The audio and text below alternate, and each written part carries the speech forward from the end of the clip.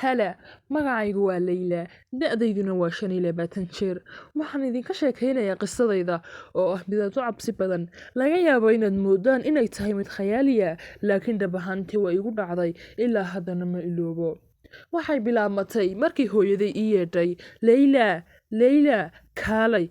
Si dhaqso ah ayaan u soo galay qolka fadhiga, waxaanan arkay maamaday oo igu sugaysa farxad. Agteeda ayaan fadhiistay, waxaana igu tidhi hambalyo hambalyo, maanta nin wanaagsan ayaa ku soo doonay. Maanuu i soo doonay oo wa'ayana ninku.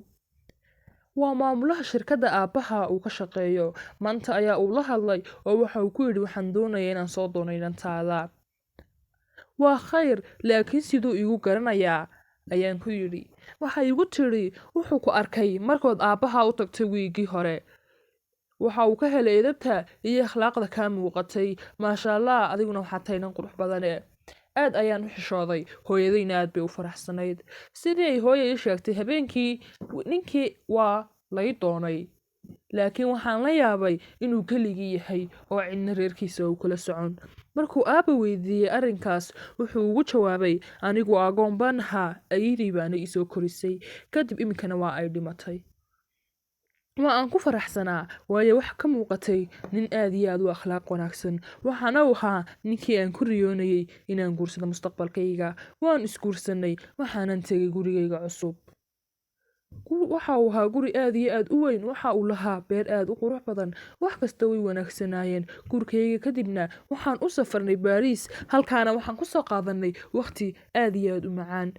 Kadib markii aan ka soo noqonay safarkii, waxaan imanay gurigayga. Ninkayguna waxa uu bilaabay shaqadiisa, laakiin waxa uu ahaa mid aad iyo aad shaqada ugu raaga. Markaan weydiiyana, waxa uu igu odhan jiray shaqada aad iyo aad ayaa ay ugu badan tahay. Aniguna arrinka kama xanaaqi jirin, ileen anaga ayaa uu noo soo shaqaynayaaye. Kadib markii aan ku fikirnay ilmahaygii koowaad. Haddaba sheekadu waa isbedeshay. Habeenada ka mid ah ayaa aan toosay shanqadhiisa isagoo isdiyaarinaya inuu baxo. Maxaad samaynaysaa baan ku yidhi. Ma isagaa weli waagu xilligani waa xilli hore. Isagoo naxsan oo uu hadalku ku dhegdhegayo ayaa uu igu jawaabay shirkaddan tegayaa waayo mashruuc cusub baan bilownay, shaqo badan baana noo taalla. Iska seexa adigu ma caanto. Haye baan ku yidhi. Qamcahaanan kor u taago waxaan ku yidhi Ilaahay ha kuu fududeeyo. Waanan iska seexday. Haddaba maalin maalmaha ka mid ah ayaa aan booqday hooyaday. Anigoo la jooga ayaan aabbahay ku yidhi aabbo, Ilaahay ha idiin fududeeyo shaqada badan. Ninkaygaa ii sheegay wax kaste. Isagoo ay ka muuqato layaab badani ayaa uu iigu jawaabay, maxay shaqadee ayaa aad ka hadlaysaa? Aabba, shaqo badanba iminka ma jirto oo waqti badan ayaaba noo soo hadhaa. Heer aan iska faakahaysano aniga iyo saaxiibaday. Ninkaaguna xilli hore ayaa uu shirkadda imaadaa, xilli horena waa uu ka tagaa. Waa aan naxay oo layaab ayaa iigu noqotay arrinkaasi. Oo hadda muxuu 4 habeenimo u bixi jiray oo halkee ayaa uu tagi jiray? Maan jeclaysan inaan aabbahay ka warwariyo, waanan aamusay oo mowduuc kale ayaa aan bilaabay. Maalinkii laga bilaabo waa aan shakiyi jiray, waayo waxaan mooday inuu gabadh kale ila soo guursaday. Heer ay marar badan igu dhici jirtay inaan iska ooyo. Dhab ahaantii haddii aan ogaan lahaa arrinka dhabta ah mabaan ooyeenbe. Habeenada ka mid ah ayaa aan ku toosay shanqadhiisii. Balse markan waxaan go'aansaday in aan iska dhigo mid aan maqlayn oo sii seexanaysa. Waa uu baxay oo gaadhigiisii ayaa uu raacay. Si degdeg ah ayaa aan uga soo daba baxay. Gaadhigii saaxiibaday ayaan raacay oo waan ka soo ammaanaysto. Waxaan ku yidhi waan ku soo celinayaaye. Waan ka daba dhaqaaqay. Sidaan u soconnay waxaan soo gaadhnay shirkaddii. Waan yaabay. Waxaanan arkay isagoo shirkaddiisii galaya. Dhab ahaantii qalbigayga waa aan ka farxay oo naftayda ayaa aan ka khajilay oo waxaan idhi waa kaa noo soo shaqaynaya oo been iima sheegin. Balse aniga oo aan weli dhaqaaqin ayaan arkay isagoo si degdeg ah uga soo baxaya shirkaddii oo raacay gaadhigiisii. Si degdeg ah ayaan gaadhiga u istaadhay, waanan ka daba dhaqaajiyay. Balse waxaa layaab igu noqotay marka aan ku soo noqonay gurigii. Ta ka sii darani waxay ahayd markaan arkay isagoo ka soo galaya albaabka dambe sidii uu tug yahay. Albaabka hore ayaan ka galay, aayar baanan socday. Kabadh ayaa aan ku daba dhuuntay anigoo iska qarinaya. Hareeraha inta uu iska eegay ayaa uu jiiday muraayad weyn oo taallay meesha. waxaa kasoo daba baxay muraayadii albaabka ayaa uu furay waana uu galay. ani arinku la yaab uu igu noqday waanan ka daba galay aayar. waxaan arkay isagoo sallaan ku dhaadhacay qol hoose. waan kasoo daba daadegay waxaanan arkay inuu yahay qolku qol aad iyo aad u weyn. aayar ayaa aan soo socday waanan kasoo daba dhaqaaqay. waxaan soo gaadhay qolkii intiisii dambe. waxaanan arkay arrin aad iyo aad u naxdin badan.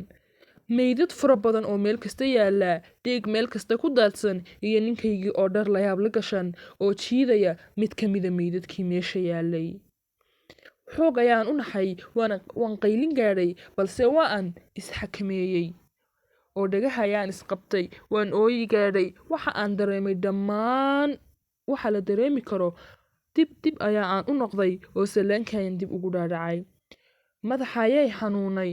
may ninkaygii maaha kolley. waan riyoonayaa talow mise waxaan waarun. anigoo fikiraya qof baa maandooriye igu qabtay waana miyir beelay muddo yaroo daqiiqada ah kadib. subaxii dambe ayaan soo kacay anigoo cabsi wadnuhu oo i qaraacayo. ninkaygii ma uu ag jiifin. waxaan sameeyey ayaan garan waayay laakiin ugu dambeyn waxaan go'aansaday inaan booliiska waco. sidii ayaan sameeyey oo booliiskii ayaan anwacay. muddo kadib waxaa gurigii soo gaadhay boolis. waxaanay haayeen taliyihii iyo la taliyihiisii. wax kasta ayaan u sheegay waxaanan keenay meeshii balse waxaa la yaab noqotay markaan waxba arki waayey. wixii xalayaan arkayay iyo meydadkii aanay meesha oolinba. madaxa ayaan isqabtay. taliyihii ayaa igu yidhi miyaad nala kaftamaysaa meeyeen meydadku. may waan hubaa taliye indhahaygaan ku arkay wallaahi waan kuu dhaaranayaaye ayaa aan ku idhi. la taliyihiisii ayaa ugu jawaabay taliye waa ay muuqataa inay tahay gabadh waalan ee meesha inaga dhaqaajay. taliyihii ayaa igu yidhi mar dambe adigoon waxba hubin hana soo qaraacin. markan waan kuu digaynaa laakiin marka dambe waxaa ballan ah inaan ku xidhi doono. booliiska hala ciyaarin yaray. waa aan yaabay oo waxaan ku jawaabay ayaa aan garan waayey. booliiskiina iyagoo xanaaqsan ayaa ay gurigii ka tageen. saaxiibaday ayaan la hadlay oo wax kasta oo dhacay ayaan uga sheekeeyey. waa ay qosashay oo waxaa igu tidhi maxaa kugu dhacay saaxiib. shaki baa kaa batay. xalay baad gaadhiga iga qaadatay adigoo moodaya inuu ninkaagu gabadh kale kula gursaday. iminkana ninkaagii madilaa ayaa uu noqday. saaxiib shakiga iska daa. shakigu guriga ayaa uu burburiyaaye waxaani waa khiyaali keliya. hadalkeedii waa uu i qaboojiyey dhab ahaantii. aad iyo aadna waa aan ugu qancay oo waxaan is idhi laga yaabaa inay waxaan riyooyin tahay iyo dhammaan culeysyada ka haya noloshu ay sabab u yihiin. waxaa igu tidhi xalay saaxiib maxaad gaadhigaygala soo habsantay maanta waqti badan ayaa aan ku sugaya. waxaan ku idhi iga raali how waan iloobaya saaxiib. anigoo la hadlaya ayaan waxaan maqlay albaabka oo qof uu soo furayo iyo ninkaygii oo imaaday. waa aan ku jaray waanan yaro naxay balse waxaan go'aansaday inaan caadi iska dhigo oo aan isdejiyo oo aan hadalkii saaxiibaday ku dhaqmo oo aanan shaki yar gurigayga ku burburin. ninkayga caadi ayaa uu dhaqmayay. taasina waxay ii muujisay inaanay waxba jirin. waanan degay. si caadiya ayaan ula hadlay oo waxaan ku yidhi gacaliyey sug qadada ayaan soo diyaarinayaaye. qadadii ayaan usoo diyaariyey. anagoo cuntaynayna ayaa igu yidhi gacalisa maanta ninka jaarkeena igu yidhi booliis baa guriga imaadee ma wax dhiba ayaa jiray anigoo maqan. waxaan ku yidhi may waxba may dhicin. waxaan mooday inuu tuug inoo soo madaxa ayaa u luxay isagoo ku qancay. waa uu cunteeyey. kadib qolkaygii ayaanu galnay. waxaan soo xasuustay wixii dhacay maanta oo dhan. kadib waxaan go'aansaday inaan maskaxdayda dejiyo oy tahay waxaan khuraafaad. in yar kadib waa aan gam'ay. habeen barhkii si kadis ah ayaan usoo toosay. waxaan arkay muuqaal naxdin leh.